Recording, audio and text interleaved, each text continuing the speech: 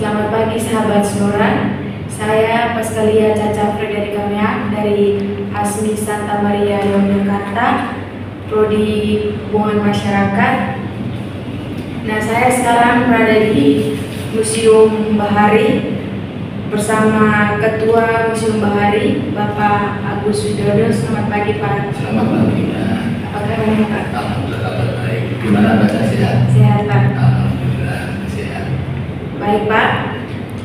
Ini kita akan mulai berbicara kita pada pagi hari ini. Nah, Bapak, Museum Bahari ini berdirinya sejak tahun berapa? Museum Bahari dibangun 2008, berdiri resmikan tanggal 25 April tahun 2009. Boleh diceritakan sejarah singkatnya? Sejarahnya singkatnya gini, Mbak. Museum ini milik pribadi, Mbak. Jadi punya Laksamana Madya Yosafat Didi Purnomo, kan punya tanah di sini, Mbak. Beliau itu punya cita-cita pengen memberi pengalaman untuk anak, khususnya anak sekolah dan warga masyarakat di Jogja sini, Mbak. Jadi beliau itu maksud dan tujuannya bikin museum hari ini untuk menambah wawasan kemaritiman dan kelautan untuk anak sekolah dan masyarakat umum. Bapak, aktivitas atau program apa yang ditawarkan untuk pengunjung? Aktivitas program pengunjung yaitu tadi, Pak, untuk menarik khususnya untuk anak sekolah juga, untuk mengenalkan kemaritiman dan kelautan anak-anak kita. Jadi siapa tahu nanti ada yang setelah lulus dia ingin jadi angkatan laut atau jadi pelaut, jadi mengamankan kekayaan laut di Indonesia ini. Kalau fasilitas yang tersedia di Museum Bahari untuk mendukung kegiatan edukasi itu apa? Fasilitasnya di sini ada 4 ruangan, Mbak. Yang pertama itu ruang koleksi pribadi. Karena museum pribadi tempat koleksi pribadi, waktu beliau itu pindah ke luar negeri, ya ke luar negeri kemana-mana itu, Mbak. Terus dapat cindramata, terus penghargaan itu di museum kan di sini, Mbak. Terus yang kedua itu yang ruang atas itu yang alat-alat kemaritiman, Mbak. Ada torpedo, ada kapal, ada meriam-meriam, itu banyak sekali, Mbak. Terus koleksi yang dipamerkan di Museum Bahari itu apa, Pak? Di sini yang dipamerkan tuh yang paling diminati itu torpedo, Mbak. Torpedo yang dari museum yang panjangnya hampir 10 meter, Mbak. Sama kapal-kapal, kapal. Sebenarnya sini masih banyak, Mbak, barang-barangnya tuh ada, tapi tempatnya nggak ada. Masih ada tank, ada pesawat heli, ada kapal, tapi belum ada tempatnya. Jadi kami titipkan dulu di Surabaya. Terus Ada 4. Itu ada ruang yang paling bawah, pertama itu ruang koleksi pribadi. Waktu beliau keluar negeri, dapat cindramata, dapat piagam dan lain sebagainya itu di museum kan. Terus yang ruang atas yang kedua itu, Pak, itu ada alat-alat kemaritiman, Pak. Ada torpedo, ada radar, ada alat navigasi, dan ada kapal-kapal, dan kapal-kapal perang. Terus yang ketiga itu ruang anjungan, Mbak. Ruang anjungan itu untuk mengemudikan kapal. Jadi misalnya anak-anak itu semua, Mbak, main kemudi, nyopir lah, mengemudikan kapal itu di ruang anjungan.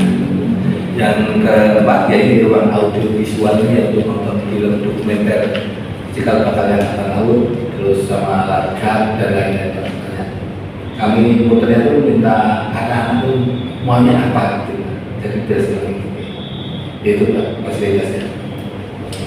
kalau perkembangan dari Museum Bahari dari awal sampai sekarang, perkembangannya gimana, Pak? Alhamdulillah, Mbak, perkembangannya bagus, Mbak.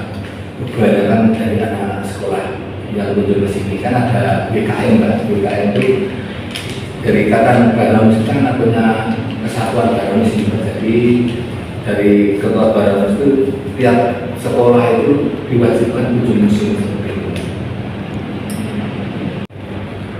Bagaimana Museum Bahari ini menarik perhatian generasi muda untuk datang ke sini ke sekolah?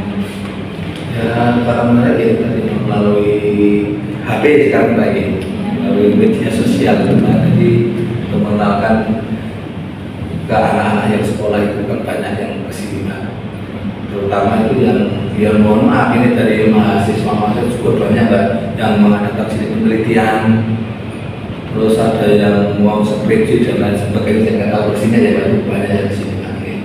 Terus anak-anak sekolah itu senang nggak sini itu, misalnya ada kunjungan itu senang anak-anak itu main-main di sini, main kapal-kapalan, terus main apa itu, jadi menarik anak-anak sekolah. Yang SLT aku juga senang banget SLT ini. Nah, kalau tantangannya apa Pak dari awal kamu mencoba dan sekarang? Tantangannya saya tidak ada, Pak, kecuali ya tantangannya kalau yang ini nggak ada, yang berat itu nggak ada, cuma karena tantangan ini cuma saya sendiri kasih emosi baik, Pak. Jadi ya berat, misalnya ada di sini musim baru tiap tahun ada lomba juga. Lomba misalnya dari tingkat SLTA, SLTB itu lomba cerdas cermat. Terus yang SD itu lomba renang sama bulu tangkis. Terus yang kelompok bermain sama TK itu lomba mewarnai sama melukis, nanti juga ke pantai. Tiap tahun itu ada. Itu tantangan paling berat saya musik juga. Ya berat sih enggak ya. Kita kan ya cuma sendiri, jadi ngalor ngidul gitu tantangan ini. Harapan kedepannya bagaimana? Harapan kedepannya saya sangat ingin sekali anak-anak yang masih sekolah itu ya, yang main kesini itu tertarik jadi angkatan laut dan menjaga kekayaan laut di Indonesia ini. Tentu banyak kekayaan yang hilang. Mudah-mudahan nanti mbak-mbaknya ini nanti jadi angkatan laut, mungkin akhirnya atau saudaranya jadi angkatan laut bisa mengamankan laut di Indonesia. Terima kasih Bapak atas perbincangan kita pada pagi hari ini. Baik sahabat Sonora, demikian perbincangan pagi hari ini bersama Bapak Agus Widodo. Terima kasih.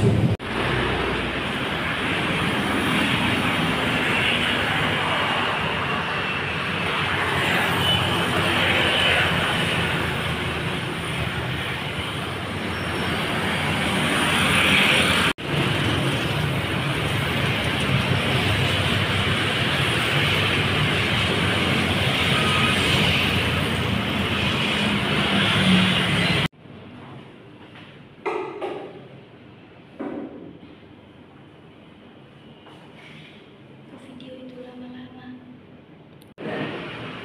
Biarkan terus dulu.